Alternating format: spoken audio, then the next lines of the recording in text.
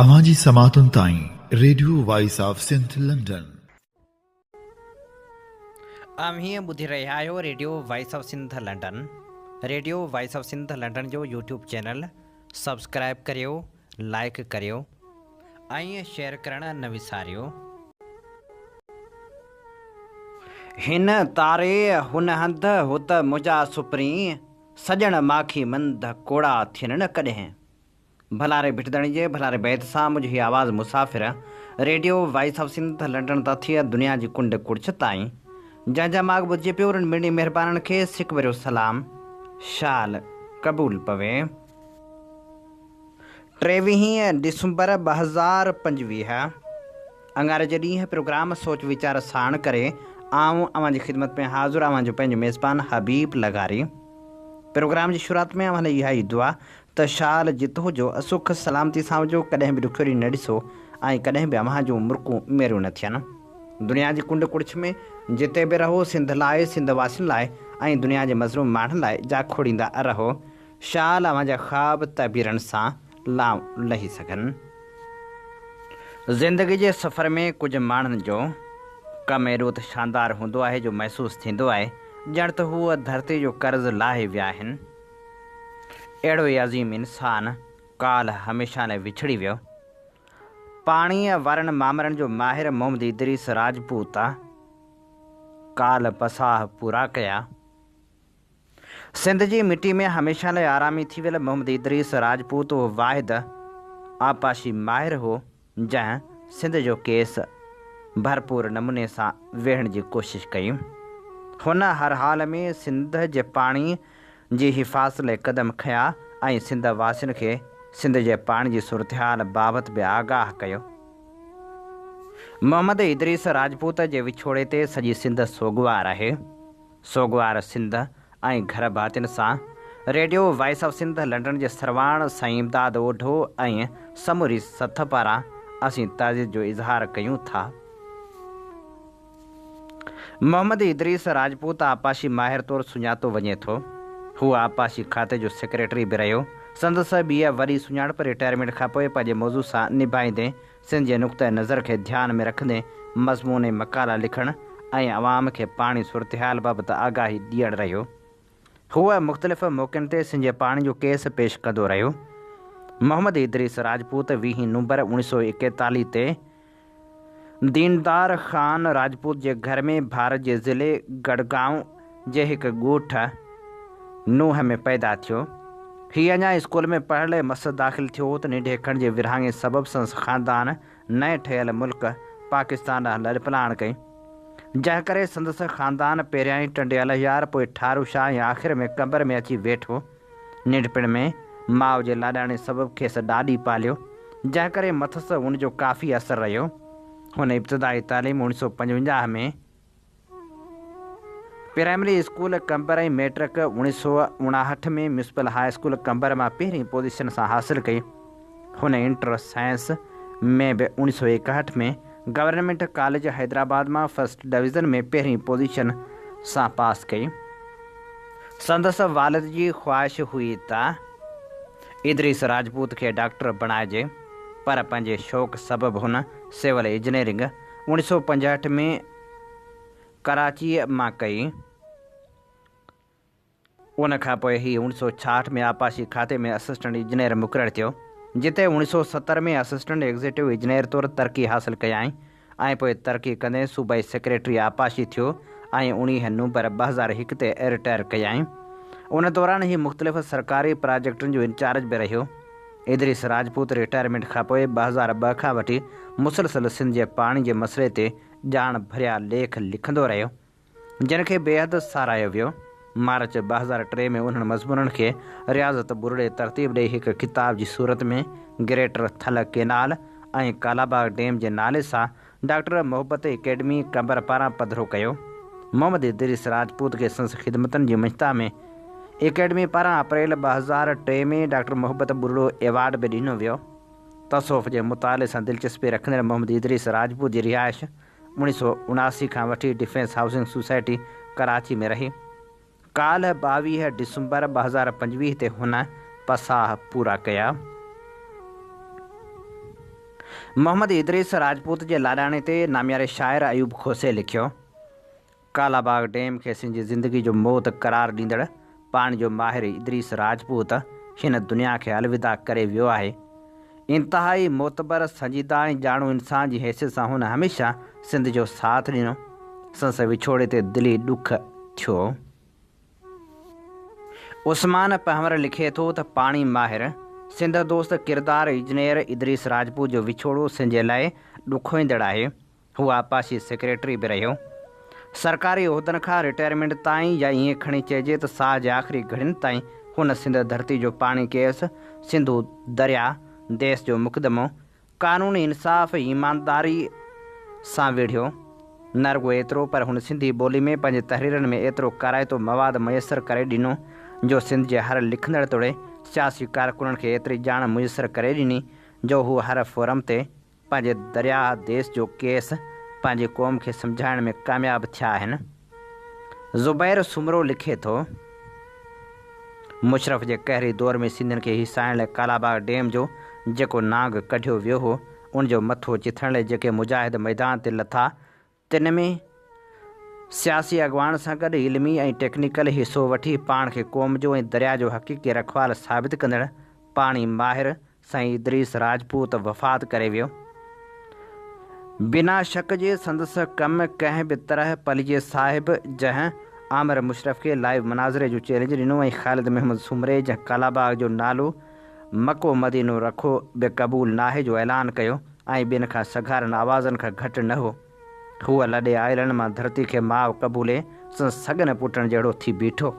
मोट में क़ौम ऐं धरती खेसि जेको मान ॾिनो, सो लॾे आयलनि जी उन लोध जे 7 नसलनि खे बि न मिलंदो जेके सदाईं खेसि विरहाइण जा ख़्वाब ॾिसंदा आहिनि।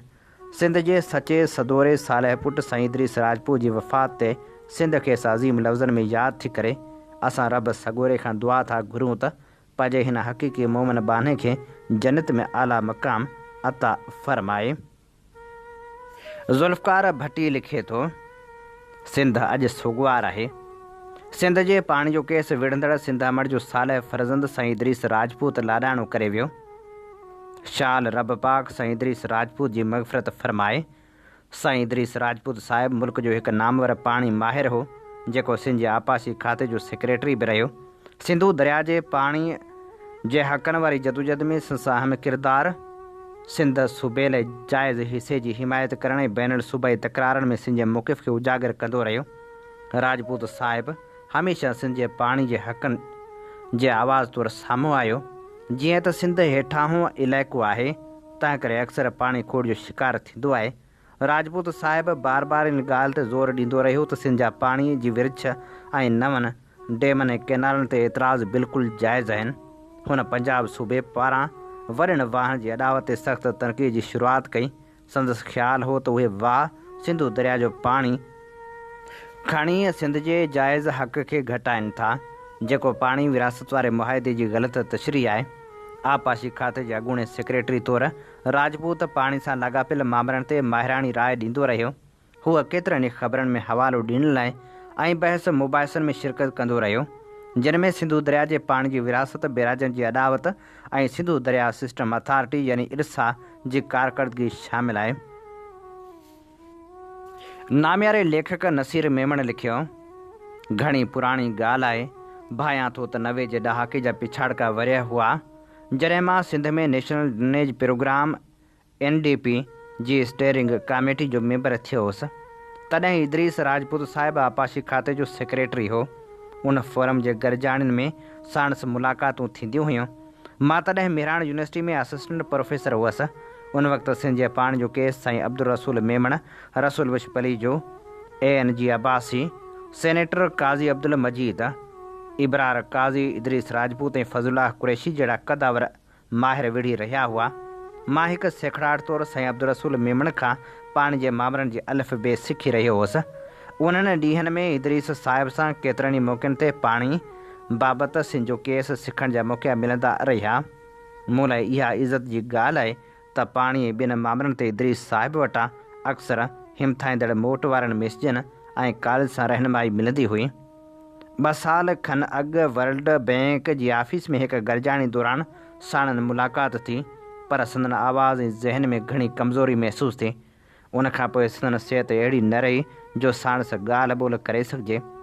संदसि लाॾाणी जी ख़बर ॾुखारू करे छॾियो। सिंध पंहिंजे हिकु अज़ीम फ़र्ज़ंद खां महरूम थी वई। साईं इदरीस राजपूत सिंध जे पाणी केस जे हवाले सां दलीलनि भरी ॼाण जो अमल ख़ज़ानो सिंध खे अर्पे सिंध जी मिटी सां नींहं निभाए वियो।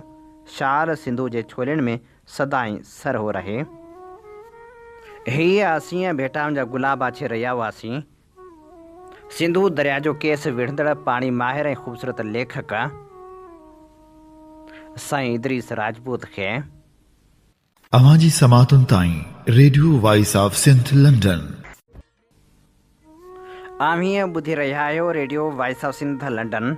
अवांजी ख़िदमत में प्रोग्राम पेश कयो पियो वञे सोच वीचार जे हिन सफ़र में आऊं अवां सां मुखातिबु आहियां जो पंहिंजो मेज़बान हबीब लगारी। सिंध में जमायत इस्लामी जे किरदार ऐं ताज़ो कयल एहतजाज वारे मामले ते इब्राहिम कुंभर लिखे थो, जमायत इस्लामी असां लाइ हिकु मोतबर जमायत रही आहे, जेतोणीकि असां सन माज़ी ऐं हाल जे किरदारनि खां मुकमिल तौरु वाक़ुफ़ आहियूं। अॼुकल्ह जमायत जा कारकुन सिंध में एहतजाज जे नाले ते गॾे जी गिची में अजरक वारी नंबर प्लेट लटकाए रहिया आहिनि। संदन ख़्याल में शायदि इहो सिंध जी मिटी सां मोहबत जो इज़हार आहे, पर हक़ीक़त में इहो संदन ज़हनी पस्तीअ जिन थाली में खाइनि उन में सुराख करण वारी सोच जो खुलियल मुज़ाहिरो आहे। हिननि सम्झो त वॾो तीर हणी छॾियो आहे। पीपल्स पार्टी या सिंध हुकूमत ख़िलाफ़ एहतजाज जो हुननि वाक़ई हिकु निरालो तरीक़ो चूंडियो आहे, पर सिंध जो बाशूर तबिको चङी तरह ॼाणे थो त हीउ न रुॻो एहतजाज आहे ऐं न ई कोई इतफ़ाक़, बल्कि उहो उन सियासी लाशोर जो अक्स आहे जेको ॾहाकनि खां जमायत इस्लामी जे फ़िक्र या ख़मीर में रहियो आहे। संदन वॾनि जेका तरबियत कई, अॼु उहे उनजो अमली मुज़ाहिरो करे रहिया आहिनि। सिधी ॻाल्हि इहा आहे त अजरक सिंधी तहज़ीब जी अलामत सम्झी वेंदी आहे, भले उनजो प्रिंट कंहिं बि शइ ते हुजे, पर उनखे अहिड़े नमूने गॾह जी गिची में लटकाइण सिंध जे हज़ारे सालनि जी तहज़ीब जे खुलियल तोहीन आहे। उहा तोहीन का नई ॻाल्हि न आहे, बल्कि उन तसलसल जो हिसो आहे जेको तसलसल 1971 में बंगाल खां शुरू थियो। ज़ियाउल हक़ जे दौर मां गुज़री अॼु कराची ऐं हैदराबाद जे घटियुनि ताईं पहुतो आहे। अचो त थोरो जाइज़ो वठूं। मसइलो अजरक जो न पर नज़रिए जो आहे। जमायत इस्लामी जे बुनियादी फ़िक्र जी पाड़ सैद मौदूदी जे उन तस्वर में आहे जेको क़ौमे जी खुलियल नफ़ी ते बीठल आहे। उहो ई मौदूदी जंहिंजे खीसे में कुफर जा फतवा भरियल हूंदा हुआ। संदन नज़र में बि मक़ामी सक़ाफ़तूं ॿोलियूं ऐं क़ौमी सुञाणपूं यानी सिंधी बलोची या बंगाली इस्लामी मरकज़ियत लाइ ख़तरो हुयूं। उहा ई फ़िक्री बीमारी अॼु बि जमायत जे नसलनि में ज़िंदा आहे। उहे माण्हू जॾहिं अजरक जी तोहिन कनि था त दरअसल इहो पैगाम ॾियनि था त असांजी ॾिनल सुञाणप फतवा सर्टिफिकेट ऐं ठपे खां सवाइ हर मक़ामी सुञाणप हक़ीर ऐं सानवी आहे। गॾह जी गिची में अजरक विझण जो सिधो मतिलबु इहो आहे त संदन नज़र में धरती जी सक़ाफ़त जी का इज़त न आहे। ख़ासि तौरु सिंध ऐं सिंधियुनि लाइ उहा नफ़रत संदन सोच जो हिसो रही आहे। सिंध हिन जमायत खे सदाईं जुते ते रखियो आहे, तंहिं करे हाणे उहे अहिड़ी हरकत ते लही आया आहिनि। हाणे थोरो जमायत इस्लामी जे मशरक़ी पाकिस्तान में किरदार ते नज़र विझूं। तारीख़ शाहिद आहे त जॾहिं बि धरती जे पुटनि पंहिंजे हक़नि ऐं सक़ाफ़त जी ॻाल्हि कई, जमायत इस्लामी रियासती जबर जो साथ ॾिनो। 1971 में जॾहिं बंगालियुनि पंहिंजी ॿोली ऐं हक़ हाकिम जी ॻाल्हि कई त जमायत उन्हनि खे गद्दार ऐं नीम हिंदू करार ॾिनो। अल बदर ऐं अल शम्स को इल्ज़ाम न पर तारीख़ जो कारो बाब आहिनि। कीअं जमायत जे ज़ेली विंग्स पंहिंजे बंगाली भाइरनि जो क़त्लेआम कयो। अॼु तारीख़ जे आईंदे में उन्हनि जी हैसियत उन गॾह खां बि घटि नज़र अचे थी जंहिंजे गिची में उहे नंबर प्लेट लटकाए रहिया आहिनि। बंगाल में बि मसइलो साॻियो हो। बंगाली पंहिंजी ॿोली ऐं सक़ाफ़त सां मोहबत कंदा हुआ ऐं उन्हनि जमायतियुनि खे का बि सक़ाफ़त क़बूल न हुई। उहे हर मक़ामी सुञाणप खे इस्लाम दुश्मनी सम्झंदा हुआ। अॼु जेका सोच सिंध में नज़र अचे थी, साॻी सोच उन वक़्तु बंगाल में बि मौजूदु हुई। उहे सभु मर्द मोमिन, मर्द हक़ जी झोली में वॾा थिया आहिनि, उनजे टुकरनि ते पलिया आहिनि। सभिनी खे ख़बर आहे त सिंध पाकिस्तान जी तारीख़ में सभ खां वॾी मज़ाहिमत ज़ियाउल हक़ जी मार्शल ख़िलाफ़ MRD तहरीक जी सूरत में कई। जॾहिं सिंध जे ॻोठनि ते बमबारी थी रही हुई, लाश अची रहिया हुआ, फ़ौजी अदालतूं सज़ाऊं ॿुधाए रहियूं हुयूं। जॾहिं सिंधी नौजवाननि खे कोड़ा हया पे विया तॾहिं जमायत इस्लामी किथे हुई? ज़ियाउल हक़ जे बूट पॉलिश करण में रुधल हुई, उनजी काबीना जो हिसो हुई ऐं उन जे हथनि खे हुन मज़बूत पिए कयो। उन्हनि सिंध जे जमहूरी हक़नि बदिरां आमिर जो साथ ॾिनो। उनखां अॻु हूअ जमहूरी हुकुम जे ख़िलाफ़ु साज़िश करे हिकु चूंडियल वज़ीर अज़म खे फांसी ताईं पहुचाए चुकी हुई।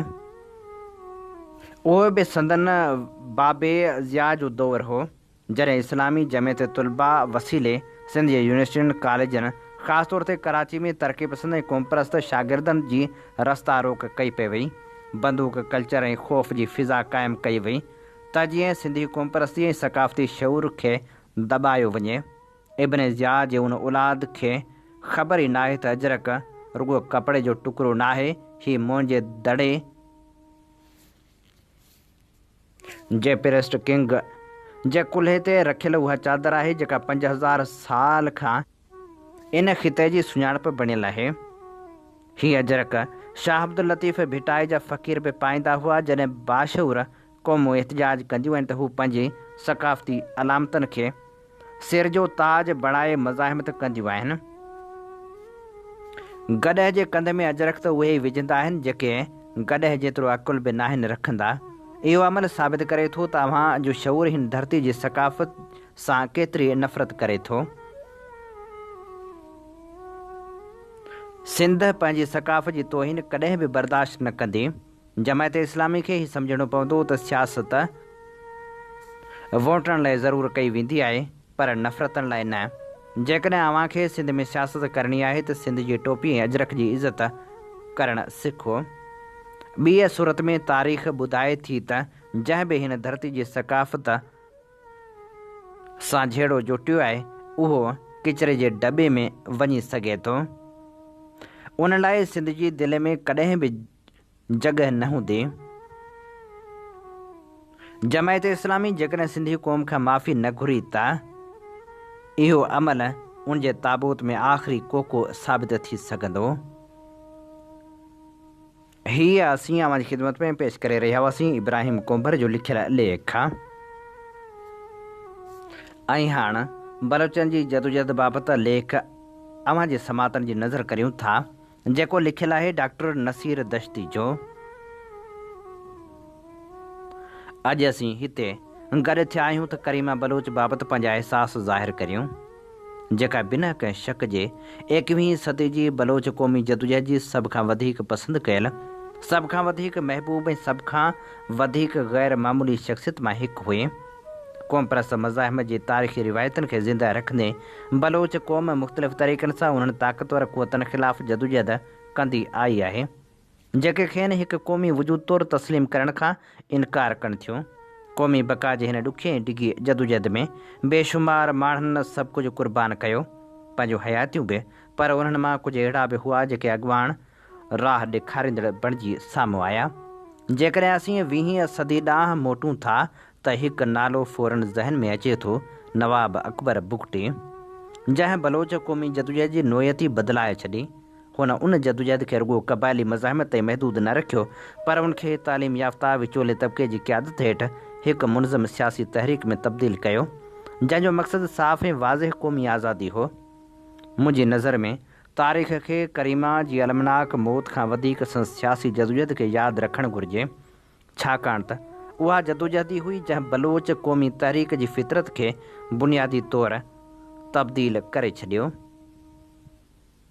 इन में को बि शक न आहे त करीमा बलोच ई उहा शख़्सियत हुई जंहिं हज़ारे बलोच औरतनि खे क़ौमी तहरीक में शामिलु थियण लाइ हिमथायो।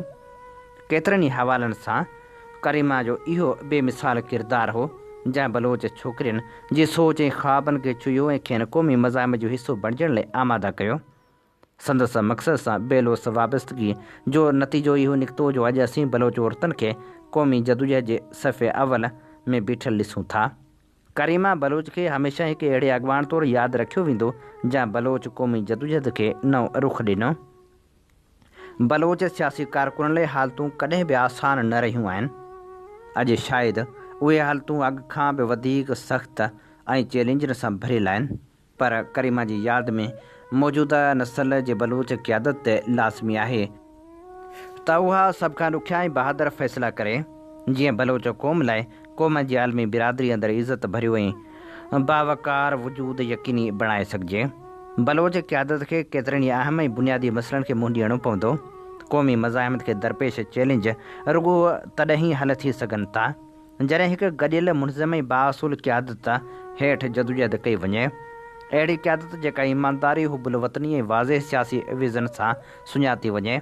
हाणे उहो वक़्तु अची वियो आहे त क़ौम परस्त क़ुवतूं पंहिंजे हिकमत अमलियुनि ते ॿीहर नज़र विझनि।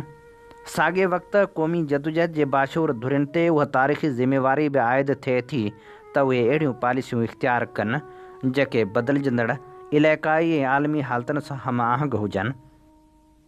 हिन मौक़े ते मूंखे वाल्टर विंटल जी नज़म इंतिहाई मौज़ून लॻे थी जेका हिते वरजाइणु चाहियां थो।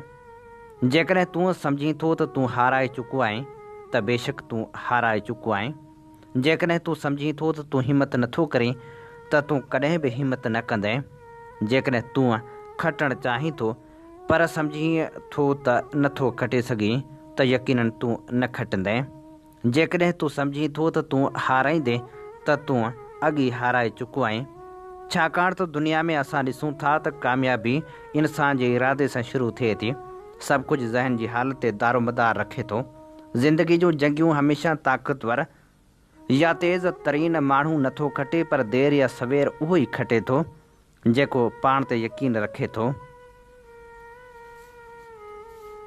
अवां जी समातुनि ताईं radio voice of Sindh London. हीअं ॿुधी रहिया आहियो radio voice of Sindh London.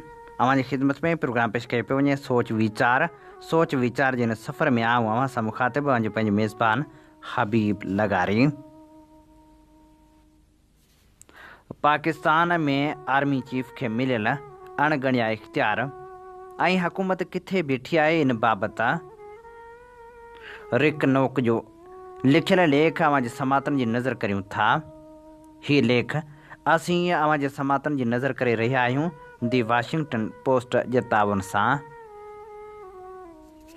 Pakistan में फ़ौजी सरबराह अहिड़ी ताक़त गॾु करे रहियो आहे जेका सालनि खां नज़र न आई। पाकिस्तान जी फ़ौज मुल्क ते पंहिंजी गिरफ़्त वधीक मज़बूत करे रही आहे। ताज़ियूं ऐं वसीअ क़ानूनी तब्दीलियूं जिन बाबति नाक़दनि जो चवणु आहे त उहे ताक़त खे सिधी रीत army chief general Asim Munir जे हथनि में मरकूज़ कनि थियूं। मुल्क जे सियासी ढांचे बाबति संगीन सवाल उथारे रहियूं आहिनि। जनरल आसिम मुनीर जेको पाकिस्तान जो अॻूणो इंटेलिजेंस सरबराह पिणु रही चुको आहे, हिन महीने हुकूमत पारां हिकु नए ठहियल उहिदे चीफ ऑफ डिफेंस फोर्सिस ते मुक़ररु कयो वियो आहे। हीउ उहिदो खेसि अहिड़ा इख़्तियार ॾिए थो जेके 2008 में जनरल परवेज़ मुशर्रफ जी फ़ौजी आमरित ख़तमु थियण खां पोइ कंहिं बि पाकिस्तानी फ़ौजी ऑफिसर वटि न हुआ। जनरल मुनीर खे ताज़ो ई हयाती भर लाइ क़ानूनी तहफ़ुज़ पिणु ॾिनो वियो आहे, जंहिंखां पोइ हू अमली तौरु रुॻो महदूद सिविल निगरानी हेठि कमु करे रहियो आहे। उन क़दम सां पाकिस्तान में सिविल बलादस्ती जो तस्वुरु वधीक कमज़ोर थींदे नज़र अचे थो। हीअ ताक़त जी मरकज़ियत उन वक़्तु थी रही आहे जॾहिं मुल्क जी वॾी अपोज़िशन पार्टी तहरीक इंसाफ़, जंहिंजी अॻुवाणी जेल में क़ैद अॻूणो वज़ीर अज़म इमरान ख़ान करे रहियो आहे, सियासी तौरु सख़्तु धक खाई रही आहे। तहरीक इंसाफ़ ताज़ियुनि ज़मनी चूंडनि में नाकाम रही आहे ऐं उनखे अहम क़ानून साज़ उहिदनि तां बि हटायो वियो आहे। इमरान ख़ान खे 2022 में पार्लियामेंट पारां बेएतमादी वसीले इक़्तिदार खां हटाए वियो जॾहिं संदसि फ़ौज सां लाॻापा ख़राब थी विया। हूअ 2023 जे ऊन्हारे खां जेल में आहे। इमरान ख़ान ऐं संदसि घरवारी बुशरा बीबी जेका जनवरी खां जेल में आहे। 2023 खां वठी केतिरनि ई केसनि में सज़ा ॿुधाई वई आहे, जेतोणीकि उन्हनि मां घणा फ़ैसिला बाद में मुअतल या रद्द थी चुका आहिनि। छंछरु ॾींहुं हिकु नए फ्रॉड केस में ॿिन्ही खे वधीक 17 साल क़ैद जी सज़ा ॿुधाई वई। इमरान ख़ान अञा बि केतिरनि ई ॿियनि केसनि खे मुंहुं ॾेई रहियो आहे, जॾहिं त हूअ ऐं बुशरा बीबी सभिनी इल्ज़ामनि खे रद्द कनि था। इमरान ख़ान जा केतिरा ई वेझा साथी बि या त गिरफ़्तार थी चुका आहिनि या सियासी तौरु मुकमिल तौरु कुंडाइता कया विया आहिनि।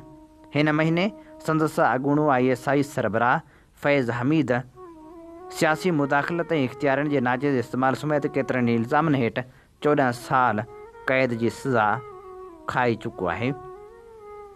पाकिस्तान जी फ़ौज खे सदाईं मुल्क जी सियासत जो हतमी साल सम्झो वेंदो आहे।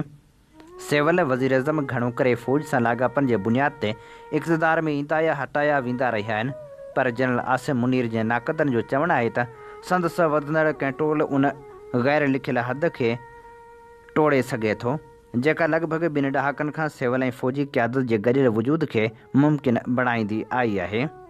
सियासी तजिए निगार ज़ाहिद हुसैन जो चवणु आहे त मुल्क में सियासी विरासत वधीक वधंदी पई वञे ऐं ताज़नि वाक़नि सां टकराव वधीक तेज़ थियो आहे, जंहिंसां सिक्योरिटी इदारनि जे किरदार बाबति संजीदा सुवाल पैदा थिया आहिनि। संदसि ख़्याल में सियासी मुफ़ाहिमत हाणे इंतिहाई ज़रूरी बणिजी चुकी आहे। जनरल मुनीर ऐं संदसि साथी शायदि इहो सम्झनि था त आवाम संदन पासे आहे। 2023 में इमरान ख़ान जी गिरफ़्तारी खां पोइ फ़ौज ते तनक़ीद थी ऐं किथे किथे तशदुद बि ॾिठो वियो, पर ताज़नि महीननि में भारत सां मुख़्तसर फ़ौजी छिकताण खां पोइ क़ौम परस्ती जी लहर सबबि फ़ौज खे ॿीहर फ़ाइदो हासिलु थियो आहे। इस्लामाबाद में कुझु हल्का ख़ानगी तौरु इहो सुवालु उथारे रहिया आहिनि त छा जनरल मुनीर पंहिंजे इख़्तियारनि जी हद खां अॻिते नथो वञे। एटलांटिक काउंसिल जे ॾखण एशिया बाबति सीनियर फेलो माइकल कोगलमेन जो चवणु आहे त हू ताज़ो हासिलु कयल अवामी हमदर्दी ज़ाया बि करे सघे थो। तजिए निगारनि मूजिबि पाकिस्तानी फ़ौज हिकु पेचीदा इदारो आहे जेको अवामी तासिर बाबति इंतिहाई हसास आहे। गुज़िरियल कुझु सालनि में फ़ौज खे अवामी सतह ते जेका मुखालफ़त ॾिसणी पई आहे उहा पाकिस्तान जी तारीख़ में कॾहिं बि न थी आहे। फ़ौज इहो हरगिज़ नथी चाहे त उहा सूरतहाल ॿीहर पैदा थिए। जनरल मुनीर पंहिंजनि ताज़नि अवामी बयाननि में पंहिंजे उहिदे जी अहमियत खे घटाए पेश करण जी कोशिशि कई आहे।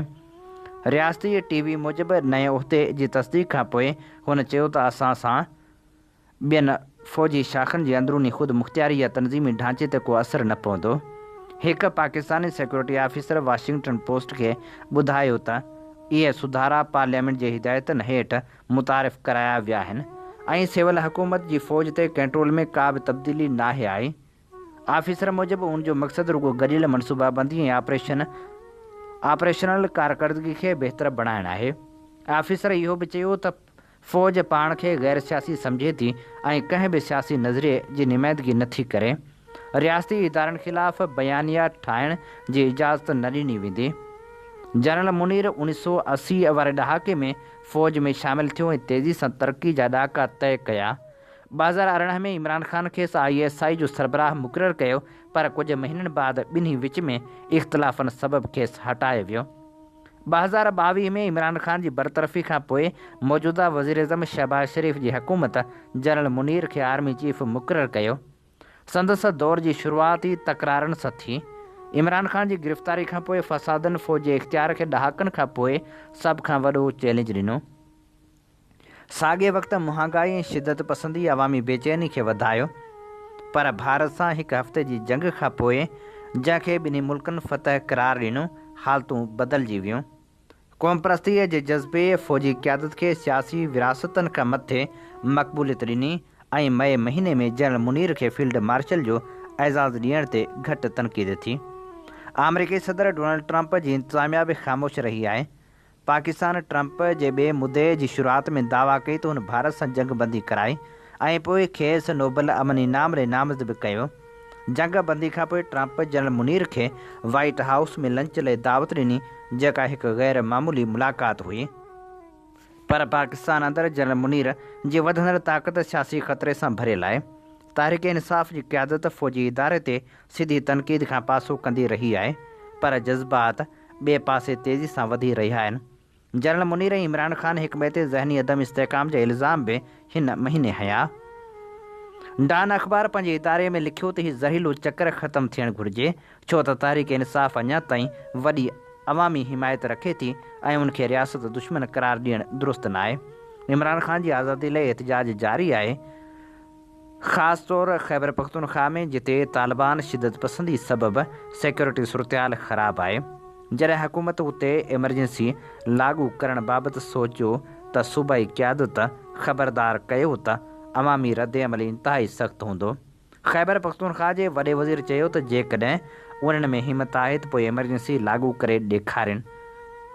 हीअ असीं अव्हां जी ख़िदमत में पेश करे रहिया हुआसीं ख़ुसूसी लेख। अवां जी समातुनि ताईं radio voice of Sindh London. Radio voice of Sindh London तां अव्हां जी ख़िदमत में प्रोग्राम पेश कयो पियो वञे सोच वीचार जे हिन सफ़र में आऊं अव्हां सां मुखातिब पंहिंजो मेज़बान हबीब लगारी। ऐं हाणे तारीख़ जा वर्क वरायूं था, विरहाङे जी तारीख़ जा पेरा खणूं था। शमसुल इस्लाम जे किताब मां विरहाङे जी तारीख़, अला बख्श सुमरू ऐं ऑल इंडिया आज़ाद मुस्लिम कॉन्फ्रेंस जी 5 किस्त अव्हां जे समातनि जी नज़र करियूं था। ऑल इंडिया आज़ाद मुस्लिम कॉन्फ्रेंस में बक़ौमी नज़रिए ऐं पाकिस्तान जे मनसूबे जी हिमायत कंदड़नि खे जवाबु ॾींदे पंहिंजे सदारती ख़िताब में अला बख्श सुमरे चयो, 9 करोड़ हिंदुस्तानी मुस्लमान जी अक्सरियत जेके हिंदुस्तान जे क़दीम रवासियुनि जा औलाद आहिनि, द्रावड़नि ऐं आर्याउनि सां गॾु हिन धरती जा सचा सपूत आहिनि ऐं उन्हनि खे हिन गॾियल सरज़मीन जी सभ खां पुराणनि आबादकारनि में शुमारु थियण जो ओतिरो ई हक़ हासिलु आहे। रुगो को मज़हब इख़्तियार करण सां मुख़्तलिफ़ मुल्कनि जा माण्हू पंहिंजी क़ौमियत खां दस्तबरदार नथा थी सघनि।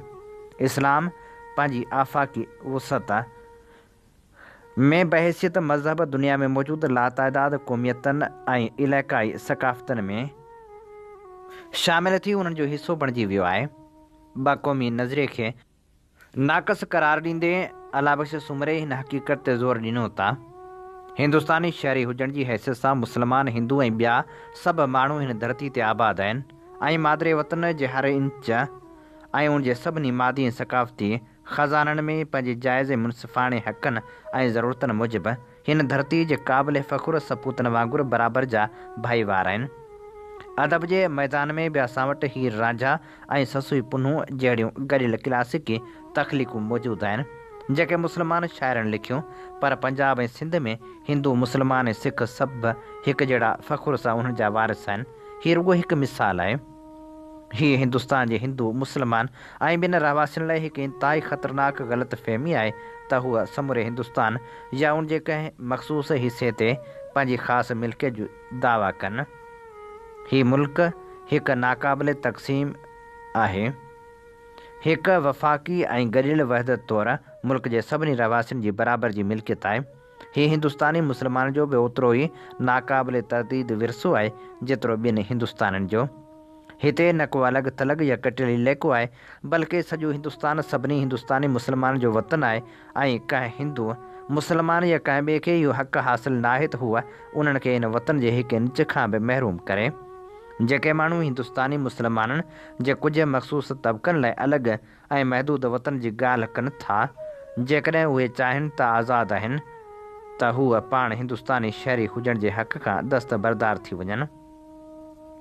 हिंदुस्तानी मुस्लमाननि जे बारे में अक्सरियत जेका मुल्क जे हर हिसे में रहे थी ऐं जंहिंखे मुल्क में जिते चाहे उते रहण जो हक़ हासिलु आहे। अला बख्श सुमरे वधीक चयो त कंहिं बि इलाइक़े में का बि अक्सरियत, भले उहा हिंदू हुजे या का ॿी, जिते हिकु बि मुस्लमान रहंदो हुजे या रहण जो इंतिख़ाब करे या कारोबार करे, उनखे उहो हक़ हरगिज़ हासिलु न हूंदो त हू उन मुस्लमान खे उन्हनि हक़नि जे हिकु ज़रो बि महरूम करे जेके ॿिनि सभिनी हिंदुस्तानी शहरियुनि खे हासिलु आहिनि। ऐं बिल्कुलु अहिड़ी तरह हर हिंदू ऐं हर ॿिए हिंदुस्तानी खे बि बराबरि शहरियत जा सभई हक़ हासिलु हूंदा, भले हू हिंदुस्तान में लखे मुस्लमान जे विच में अकेलो ई छो न हुजे।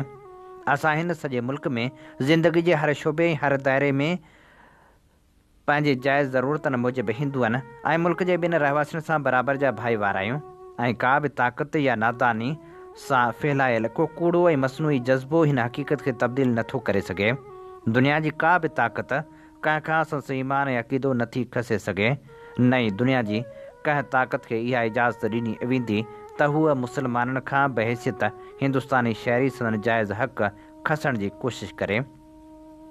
हिंदुस्तानी हुजण जे नाते असांखे पंहिंजे हम वतननि सां बराबरि हक़ बि हासिलु आहिनि ऐं बराबरि ज़िम्मेवारियूं बि।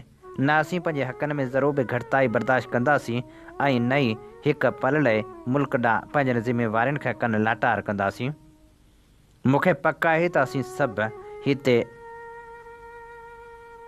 गॾु थियल इन ॻाल्हि ते मुतफ़िक़ आहियूं त असांखे पंहिंजे मुल्क खे दुनिया में हिकु आज़ाद ऐं बाइज़त मक़ाम ॾियारण में मदद करणी आहे।